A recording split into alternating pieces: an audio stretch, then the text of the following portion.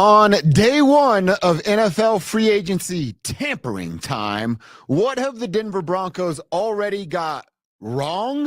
I'm going to tell you coming up next.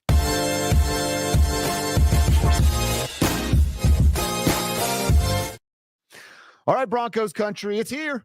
The free agent window has opened. Now it'll officially start coming up on Wednesday when all of these deals we're going to hear about will become, like team official. Now, they're done, but they're not into the new league year until March 12th when that league year starts. But it's just a couple of days away as we record Dover on Denver right now on a Monday. But I want to talk to you about what the Broncos have actually got wrong so far. I don't like a couple of the moves that the Broncos have made. Now, let's start with the good, I guess, so we don't just straight go downhill. They did today sign a safety, and the safety that they have signed, I practiced this guy's name a whole bunch of times, so I'll probably butcher it again here, but they have signed Talona Hufanga from San Francisco. This is a safety that when he is right, keep that term in mind because I'm going to say that several times. When he is right, he is a heck of a player, and he is a big upgrade over a guy like PJ Locke. Now, I'm not going to just sit here and dump all over PJ Locke today, but they could have got better. What I look at this is if they're 100% healthy, and I'm talking about Hufanga here, if he's 100% healthy, pair him up with Brandon Jones, you have two safeties under the age of 26, will be 27 by the time the end of next season gets done, but under the age of 27 that are dang good football players that can stay right. Each of them are ball hawks, can kind of play that center field position, can get you that bracket coverage, playing the deep man over the top there. So they have the speed, the agility to do that, and they have the ball skills to be a legitimate threat for a quarterback kind of playing that center field position. So I like this signing. It's their first signing away from their own roster. There's some rumors and rumblings right now that tight end Evan Ingram, who's still in the building as of right now, down there at Broncos Park, powered by Common Spirit. He's getting physicals. He's getting poked and prodded and putting MRI machines and figuring out if his injuries are going to pop back the right way. And if they sign him, look, I think that would be a pretty good first day, right? Broncos country, you address the tight end. You have Evan Ingram, who's going to be a starter. He has had a season just 2 years ago, his last full healthy season, where he had 114 catches and over 900 yards receiving. That is a major upgrade for what the Denver Broncos had. Adam Troutman, their starting tight end, he has 1,033 receiving yards in his career. The last Evan Ingram healthy season, he had over 900 in that year. So if we get to the end of today, right, and it's been Evan Ingram, a tight end that can serve in that joker role, and it's the safety, Talona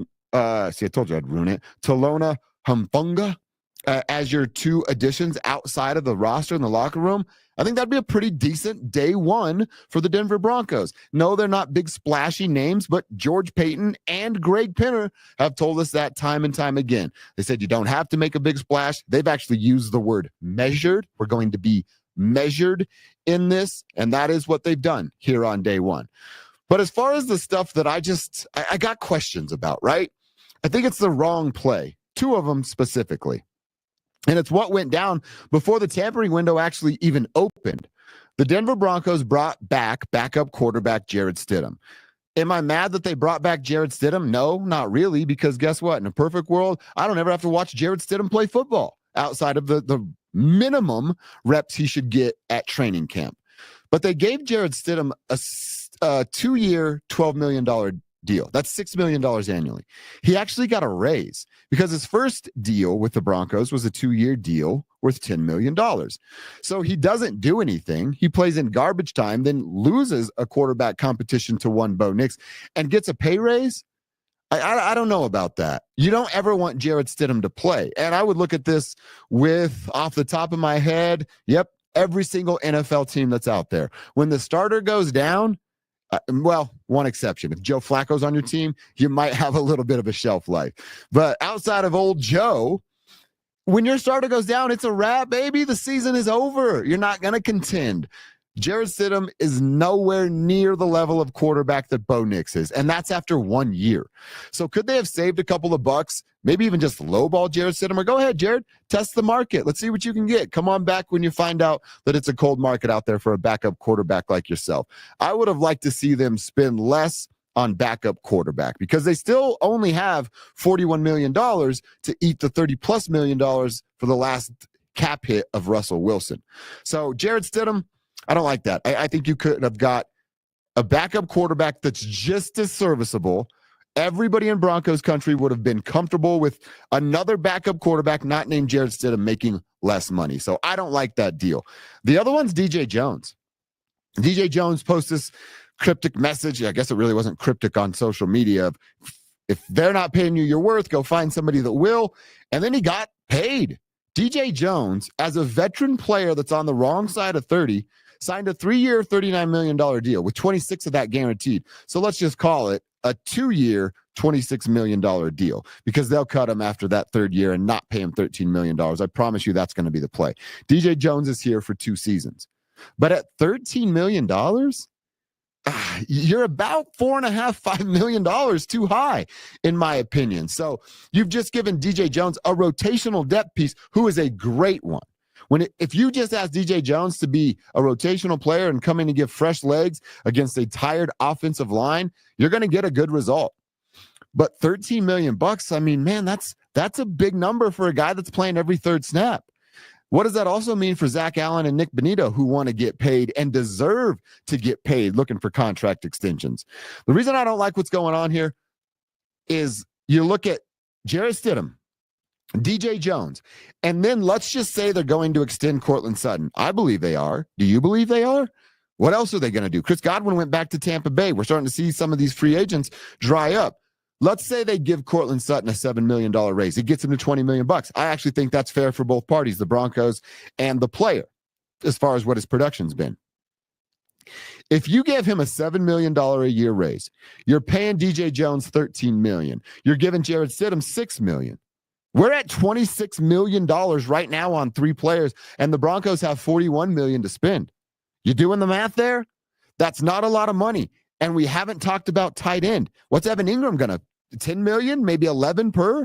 Then you're basically out of money. You have to save a small snippet for draft class. So what about inside linebacker?